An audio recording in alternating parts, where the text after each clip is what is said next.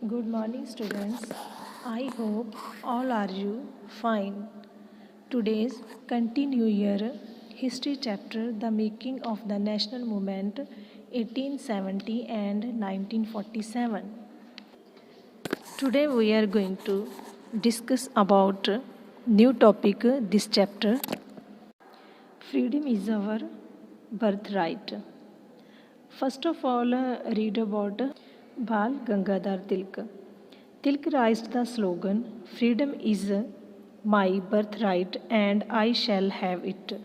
ਕਿ ਜਿਹੜੀ ਆਜ਼ਾਦੀ ਉਹ ਸਾਡਾ ਜਨਮ ਸਿੱਧ ਅਧਿਕਾਰ ਹੈ ਅਤੇ ਅਸੀਂ ਇਸ ਨੂੰ ਪ੍ਰਾਪਤ ਕਰਕੇ ਰਹਾਂਗੇ। Bal Gangadhar born as a Keshav Gangadhar Tilak was an Indian nationalist teacher, social reformer, lawyer and independence activist.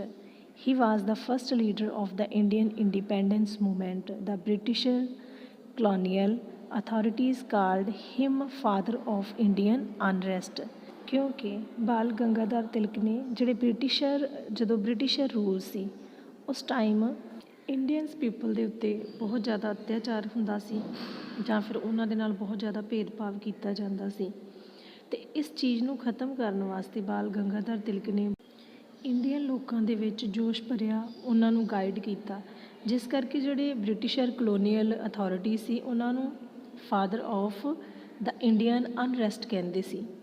Next he was also conferred with honorary title of Lokmanya which literally means accepted by the people as their leader। ਤੁਹਾਨੂੰ ਪਤਾ ਕਿ ਬਾਲ ਗੰਗਾਧਰ ਤਿਲਕ ਨੂੰ ਲੋਕਮਾਨਿਆ ਦੀ ਜਿਹੜੀ ਆ ਪਦਵੀ ਦਿੱਤੀ ਗਈ ਸੀ ਹੈ ਨਾ ਅਤੇ ਲੋਕਾਂ ਦੁਆਰਾ ਉਹਨਾਂ ਨੂੰ ਆਪਣਾ ਲੀਡਰ ਜਿਹੜਾ ਸੀ ਐਕਸੈਪਟ ਕੀਤਾ ਗਿਆ ਸੀ। Tilak was one of the first and strongest advocate of Swaraj and strong radical in Indian consciousness. ਲੋਕਾਂ ਦੇ ਵਿੱਚ ਰੈਡੀਕਲੀ ਕੌਨਸੀਅਸਨੈਸ ਦੈਟ ਮੀਨਸ ਕਿ ਇੰਡੀਅਨ ਲੋਕਾਂ ਦੇ ਵਿੱਚ ਚੇਤਨਾ ਪੈਦਾ ਕੀਤੀ ਕਿਸ ਲਈ ਸਵਰਾਜ ਵਾਸਤੇ ਠੀਕ ਹੈ ਸਵਰਾਜ ਮੀਨਸ ਆਜ਼ਾਦੀ ਵਾਸਤੇ। ਸੋ let us read about freedom is our birthright। By the 1890s, many Indians began to question the style of the Congress. That means raise the questions about the political style of the Congress ਕਿ ਇਹਨਾਂ ਦੀ ਰਾਜਨੀਤਿਕ ਜਿਹੜਾ style ਹੈ ਉਹ ਕਿਸ ਤਰ੍ਹਾਂ ਦਾ ਵਾ ਕਾਂਗਰਸ ਦਾ। ਇਸ ਦੇ ਬਾਰੇ ਬਹੁਤ ਸਾਰੇ ਕੁਐਸਚਨ ਜਿਹੜੇ ਕੀ ਆ ਉਹ ਰਾਈਜ਼ ਹੁੰਦੇ ਹਨ। New leaders emerged who began to explore more radical objectives and methods. ਜਿਹੜੇ ਨਿਊ ਲੀਡਰ ਇਮਰਜ ਹੋਏ ਸੀ ਦੈਟ ਮੀਨਸ ਕਿ ਇਨ ਬੰਗਾਲ ਮਹਾਰਾਸ਼ਟਰ ਐਂਡ ਪੰਜਾਬ ਦੇ ਵਿੱਚ ਉਹ ਲੀਡਰਸ ਕਿਹੜੇ ਸੀ such as a Bipin Chandrapal, Bal Gopal Gangadhar Tilak and Lala Lajpat were beginning to explore more radical objectives and methods।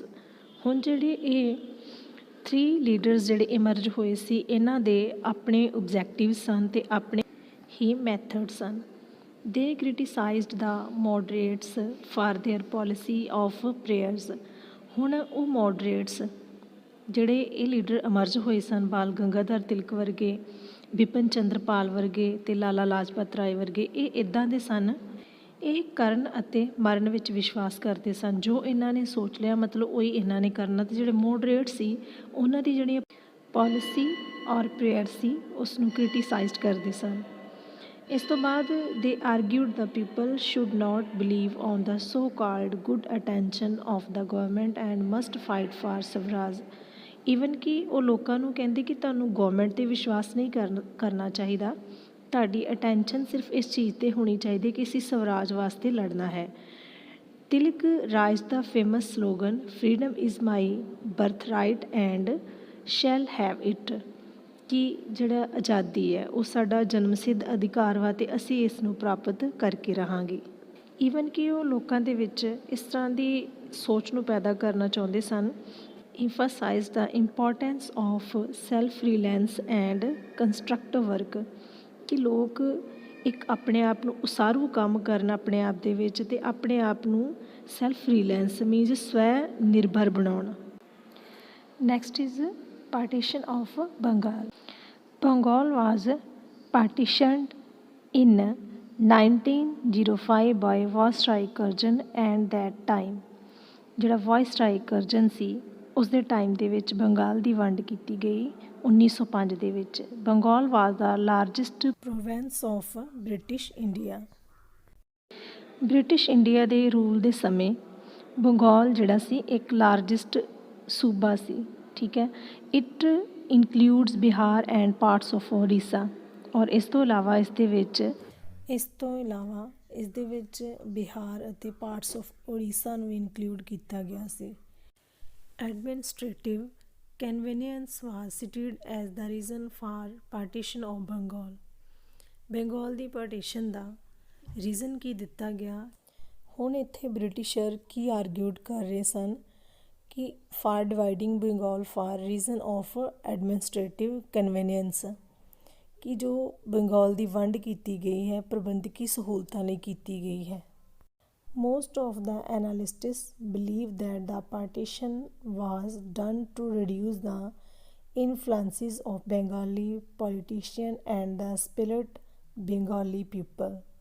Mostly ਜਿਹੜੇ ਐਨਾਲਿਸਟਸ ਸੀ, ਜਿਹੜੇ ਵਿਸ਼ਲੇਸ਼ਕ ਸੀ, ਉਹ ਬਿਲੀਵ ਕਰਦੇ ਸੀ ਕਿ ਜਿਹੜੀ ਬੰਗਾਲ ਦੀ ਵੰਡ ਕੀਤੀ ਗਈ ਹੈ, ਬੰਗਾਲ ਦੇ ਜਿਹੜੇ ਪੋਲੀਟੀਸ਼ੀਅਨ ਹਨ ਉਹਨਾਂ ਦੇ ਪ੍ਰਭਾਵ ਨੂੰ ਰਿਡਿਊਸ ਕਰਨਾ ਜਾਂ ਫਿਰ ਬੰਗਾਲ ਦੇ ਲੋਕਾਂ ਦੀ ਆਪਸੀ ਏਕਤਾ ਨੂੰ ਤੋੜਨਾ, ਉਹਨਾਂ ਨੂੰ ਵੱਖੋ ਵੱਖਰਾ ਕਰਨਾ ਇਹਨਾਂ ਦੀ ਪੋਲਿਸੀ ਸੀ, ਜਿਸ ਦੇ ਨਾਲ ਬੰਗਾਲ ਦੀ ਵੰਡ ਕੀਤੀ ਗਈ। Next, effects of the partition of Bengal. Bengal ਦੀ ਵੰਡ ਦੇ ਕੀ ਪ੍ਰਭਾਵ ਪਏ? People of all over India were angry with the partition of Bengal. All sections of the Congress opposed it. Large public meetings and demonstrations were held to protest the decision.